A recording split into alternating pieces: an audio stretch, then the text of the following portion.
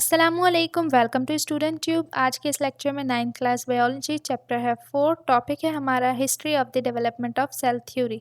तो आज के इस टॉपिक में हम पढ़ेंगे कि जो सेल थ्योरी है उसकी हिस्ट्री क्या है। Ancient Greeks were the first to make comprehensive attempt to organise the data of the natural world. Aristotle presented an organized observation to support the idea that all animals and plants are somehow related. अब जो Greeks हैं उनका कहा जाता है कि first थे जिन्होंने एक डिटेल्ड और ऑर्गेनाइज्ड डेटा जो है वो नेचुरल वर्ल्ड से मुतल्लिक बनाया था। इसके बाद अरिस्टोटल, जिसे उर्दू में हम अरिस्तु के नाम से जानते हैं, उसने जो है एक ऑर्गेनाइज्ड ऑब्जर्वेशन प्रेजेंट की थी जो क्या सपोर्ट करती थी, जो कि एक आइडिया सपोर्ट करती थी कि एनिमल्स और प्लांट्स जो हैं वो किसी तरह से आपस में रिलेटेड है, यानी कि इनमें कोई एक ऐसी चीज़ है जो इनको रिलेट करती है। Later this idea gave rise to question like, is there a fundamental unit of structure shared by all organism? तो इसके बाद एक और आइडिया आया कि क्या एक ऐसा कोई यूनिट है, कोई यूनिट का ऐसा स्ट्रक्चर है जो कि तमाम जानदार जो हैं वो शेयर करते हैं, यानी कि उन सब में सेम है। Before microscope was first used in 17th century, no one knew that living organisms do share a fundamental unit, that is cell. लेकिन जो माइक्रोस्कोप है वो जो बना था वो बना था 17th सेंचुरी में, यानी जो फर्स्ट टाइम माइक्रोस्कोप यूज़ हुआ था वो हुआ था 17वीं सदी में। तो इससे पहले कोई भी नहीं जानता था कि जो लिविंग ऑर्गेनिजम्स हैं, जितने भी लिविंग ऑर्गेनिज्म हैं, उनका जो फंडामेंटल यूनिट है वो है एक सेल। 1665 में cell was first observed by Robert Hooke, an English scientist, discovered a honeycomb-like structure in a cork slice using a primitive compound microscope. He only saw cell walls as thin was dead tissue. He coined the term cell for these individual compartments he saw. अब Robert Hooke वो पहला अंग्रेज साइंसदान है जिसने सबसे पहले एक cell का मुशाहिदा किया था। अब इसने कॉर्क के एक स्लाइस में हनी कॉम जैसा एक स्ट्रक्चर देखा। अब ये तमाम जो इसने मुशाहिदा है ये इसने किया था अपने ही बनाए हुए कंपाउंड माइक्रोस्कोप पे। अब इसने जो है सिर्फ सेल की दीवारें देखी थी, यानी कि सिर्फ सेल वॉल देखी थी जो कि कॉर्क के डेड सेल्स में थी, और फिर इसने इन खाली खानों के लिए, यानी कि कंपार्टमेंट्स जो इसने देखे उसके लिए सेल का नाम तजवीज़ किया। फिर 1670 में first living cell were seen by Anton van Leeuwenhoek, a Dutch biologist from pond water with a microscope. Anton van Leeuwenhoek ने पहली मर्तबा एक तालाब के पानी का माइक्रोस्कोप से मुशाहिदा किया था और उसमें इसने पहली बार एक जानदार सेल का मुशाहिदा किया, यानी कि ऐसा सेल जो कि ज़िंदा था, लिविंग सेल था।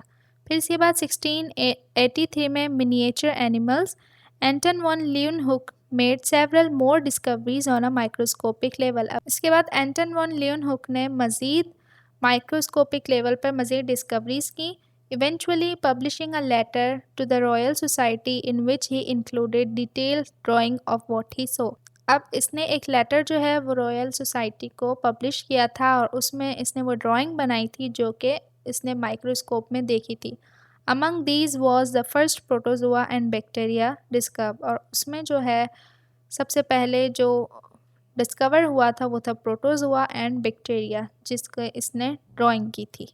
इसके बाद है 1833 में the centre of the cell was seen by Robert Brown, an English botanist, discovered the nucleus in plant cell. अब 1833 में रॉबर्ट ब्राउन एक इंग्लिश बॉटनिस्ट था, उसने जो है सेल का जो सेंटर है वो देखा और इसने जो है प्लांट सेल में न्यूक्लियस डिस्कवर किया था।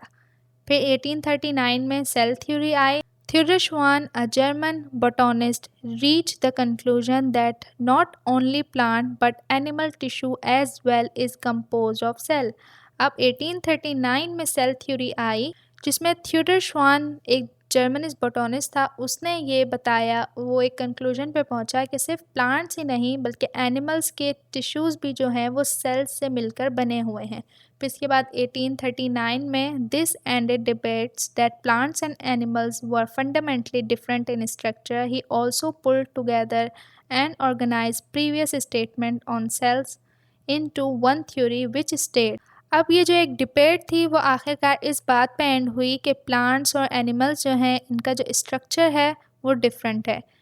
अब इसने क्या किया कि तमाम जो स्टेटमेंट्स थी, इसकी जो प्रीवियस स्टेटमेंट्स थी, इसने तमाम जमा की और फिर एक सेल थ्योरी पेश की। अब इसमें इसने क्या लिखा, cells are organisms and all organism consist of one or more sales. अब सेल, इसने कहा था कि सेल जो है एक जानदार है और तमाम जानदार जो हैं वो एक और एक से ज़ायद सेल्स पर मबनी हैं। फिर the cell is the basic structure unit for all organism, और साथ ही इसने कहा कि सेल जो है वो हर जानदार की साख्त का बुनियादी यूनिट है। फिर 1840 where does life come from, Albert von Kolliker discover that sperms and eggs are also cell. तो उसने ये डिस्कवर किया कि स्पर्म और एग्स जो हैं वो भी सेल्स हैं। फिर 1845 में Karl Heinrich Brown rework the cell theory calling cells the basic unit of life. अब कार्ल हेनरिच ब्राउन ने सेल की थ्योरी पे मज़ीद काम किया, काम किया, ये कहा कि सेल जो है वो बेसिक यूनिट ऑफ लाइफ है।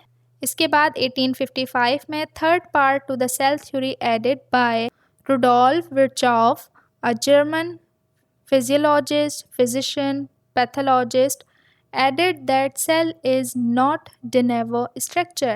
This translates mean that all cells develop only from existing cells. अब सेल की थ्योरी में जो थर्ड पार्ट का इजाफा है वो किया था रुडोल्फ विर्चॉफ ने। अब ये जो था एक जर्मन फिजियोलॉजिस्ट था, फिजिशियन था, पैथोलॉजिस्ट था। इसने थर्ड पार्ट का जो इजाफा है सेल की थ्योरी में वो इस तरह से किया था, सेल जो है वो डिनोव नहीं है, यानी कि एक ऐसा स्ट्रक्चर नहीं है जो कि नया पैदा हो। सेल्स जो हैं वो मौजूदा सेल्स की तकसीम से बनते हैं। Louis Pasteur was a French biologist, microbiologist and chemist, provided the experimental proof of this idea. इसके बाद लुई पास्चर ने, जो कि एक फ्रेंच बायोलॉजिस्ट था, माइक्रोबायोलॉजिस्ट था और साथ ही केमिस्ट था, उसने प्रोवाइड किया एक एक्सपेरिमेंटल प्रूफ इस आइडिया का, यानी कि उसने तजुर्बा किया, इस पे एक्सपेरिमेंट किया और बाद में इस आइडिया पे उसने प्रूफ दिया। तो ये थी हिस्ट्री ऑफ सेल थ्योरी के। वीडियो हेल्पफुल रहा तो आपने से करना है लाइक, शेयर, चैनल पे न्यू हैं तो सब्सक्राइब के बगैर मत जाइएगा। मिलते हैं नेक्स्ट वीडियो में, तब तक के लिए अल्लाह हाफिज़।